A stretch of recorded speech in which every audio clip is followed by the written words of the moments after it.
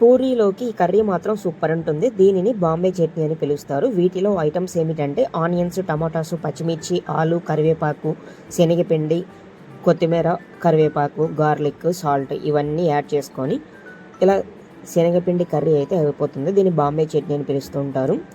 మామూలుగా సమ్మర్ సీజన్లో మ్యాంగోస్ అయితే వస్తూ ఉంటాయి. దీంట్లో మ్యాంగో కూడా యాడ్ చేసినట్లయితే ఇంకొంచెం స్పైసీ అండ్ అలాగే పులుపు హైలైట్ అనిపిస్తుంది అనమాట.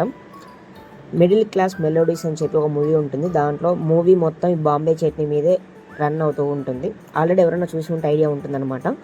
అండ్ కర్రీ అయితే రెడీ అయిపోతుంది. అలాగే ఇంకా పూరీలు ఎలా చేయాలో చూడండి. ముందుగానే ఇలా బాల్స్ లాగా చేసుకొని అన్నీ రెడీగా పెట్టుకోవాలి. గోధుమ పిండి, సాల్ట్, వాటర్, ఆయిల్ వేసుకొని పిండి బాగా చేసుకున్న తర్వాత ఇంకా డైరెక్ట్గా మేమైతే ఇలా రుద్దుకోవాలి.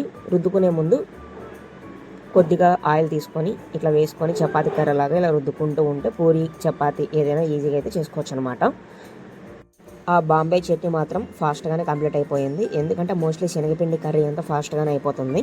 పోపు పెట్టేసుకున్న తర్వాత కట్ చేసుకున్న వెజిటబుల్స్ అన్నీ దాంట్లో వేసేసి ఆ తర్వాత వాటర్ అనేది ఆల్రెడీ శనగపిండి చల్లటి వాటర్లో పేస్ట్ లాగా చేసి ఉంటారు కాబట్టి కొద్దిగా అది వేసేసి వాటర్ వేసేస్తే కర్రీ అయితే అయిపోతుంది. ఈజీ రెసిపీ అనమాట. పూరీకి, చపాతీకి మాత్రం సూపర్ ఉంటుంది. అండ్ దాంట్లోకి సమ్మర్ సీజన్లో మ్యాంగోస్ అయితే వస్తూ ఉంటాయి కాబట్టి మ్యాంగో అనేది కూడా యాడ్ చేస్తే అది ఇంకో ఫ్లేవర్ అయితే వస్తుంది. అండ్ పూరీ ప్లస్ బాంబే చట్నీ మాత్రం సూపర్ అయితే అనిపించింది మాకైతే. ఈ పూరీలు ఏమిటంటే గట్టి పూరీలు అనమాట. ఎక్కడైనా ట్రావెల్ చేసేటప్పుడు ఈ పూరీస్ అనేది క్యారీ చేసుకుంటూ వెళ్ళిపోవచ్చు. లైక్ చపాతీలాగా అనమాట. మెత్తటి చపాతీలు అయితే కాదు, ఇవి